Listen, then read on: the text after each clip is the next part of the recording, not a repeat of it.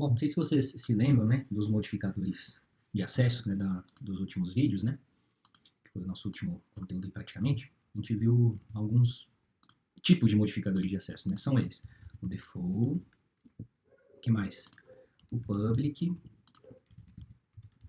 privado, né, o private, e a gente viu mais um, só que eu nem dei muita importância a ele, porque naquele momento ainda a gente não tinha, assim, tanta...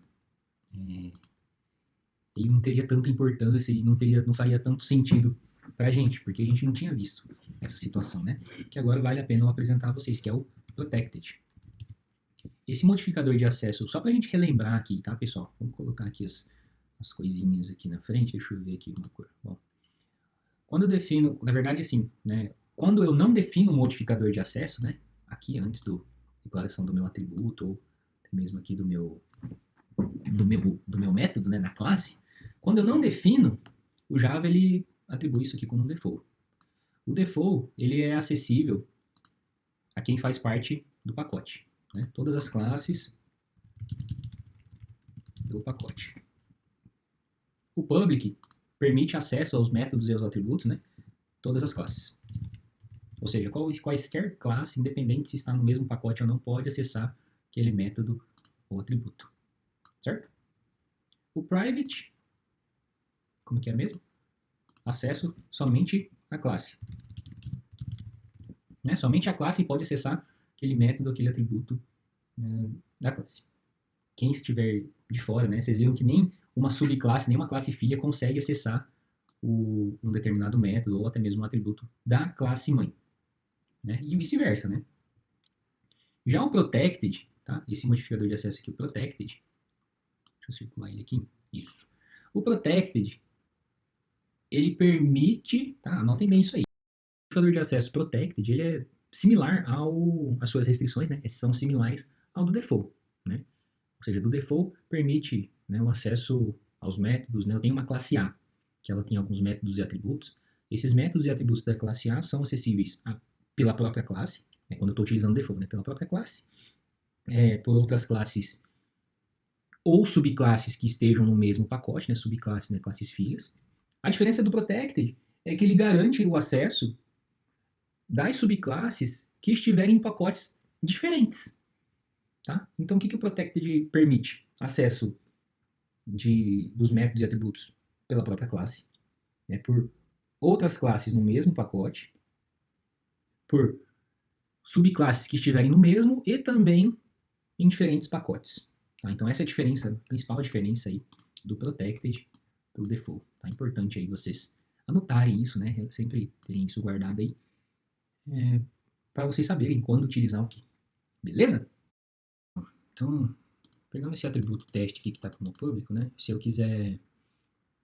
isso vai, na verdade, sim, isso vai de acordo com o contexto, né? Então, se for realmente necessário, por exemplo, que uma classe filha aqui, né? Ela tenha, consiga acessar, modificar, ler ou alterar um valor desse, manipular esses atributos de forma direta, então tudo bem. Eu posso definir, por exemplo, aqui como um protected. Né? Porque se eu deixar como privado, somente a classe, exclusivamente a classe, né, ela vai conseguir acessar. Então, por exemplo, aqui na classe filha, né, uma vez que eu defini esse atributo teste como protected, então, pela definição, né, um modificador de acesso protected, eu conseguiria acessar aqui, né, o this.atributo teste, eu conseguiria fazer o acesso direto, né? Se eu fizer isso aqui, ó, mostra informações, né? E aí, como o protected ele garante também o acesso a quem estiver dentro do pacote, né? Então, se eu fizer isso aqui, ó, pv.atributo teste, isso aqui vai ser válido, né? Então, eu vou colocar aqui systemout.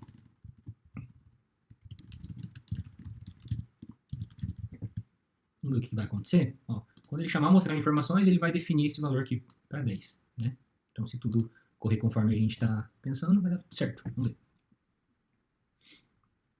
Ó, 10. Por quê? Porque antes de chamar aqui essas duas instruções, ele definiu aqui dentro do método, né? O método mostrar informações como 10. Então, aqui, o atributo ele fica literalmente acessível, né? Pela classe filha, porque ele foi definido como protected. Aí tem a outra, só para a gente aproveitar o gancho aqui, né? Tem a outra situação que na verdade é o que diferencia do default, né?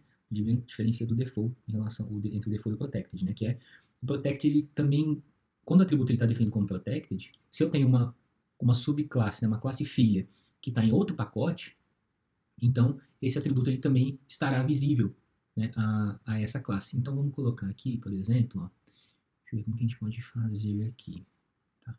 Eu vou criar aqui um pacote chamado outro pacote. Dentro desse pacote eu vou colocar aqui um produto teste. Vou apagar essas coisas aqui.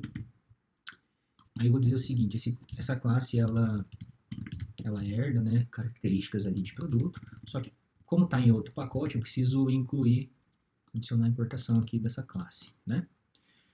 E eu vou colocar aqui, por exemplo, ó, criar um método qualquer, public void método teste, só para a gente conseguir chamar o this aqui, a referência do this. Ó, se eu chamar um this ponto, o que eu vou conseguir acessar lá da classe produto? Lembra que eu estou aqui em outro pacote, né? Eu consigo acessar o atributo teste, porque ele está como protected. Então eu posso fazer algo assim, ó. Né? O que mais? Que eu consigo acessar estando em outro pacote, né? Um pacote diferente da minha classe mãe. Os getters e os setters, né? Porque eles estão como público lá na minha classe mãe. Certo? E aí, o que vai acontecer? Se, por exemplo, eu instanciar um objeto produto teste aqui na main e chamar esse método vai modificar diretamente ali o atributo lá da classe mãe. Tá? Deu para entender mais ou menos, né? É sutil a diferença, né? Mas é importante que vocês peguem aquela tabelinha que eu passei para vocês nas aulas anteriores de modificadores de acesso e associem isso, né? Porque vai de cada caso, né? De cada situação, do contexto, se você quer ou não dar esse acesso, né? Permitir esse acesso direto ao atributo da classe mãe para as suas classes filhas ou para as outras classes, né? Então, para isso que servem esses modificadores de acesso, e, portanto, agora a gente já fechou essa etapa de modificadores de acesso. Beleza? Deixa eu fechar essas coisas aqui, que eu acho que não me interessam mais, né?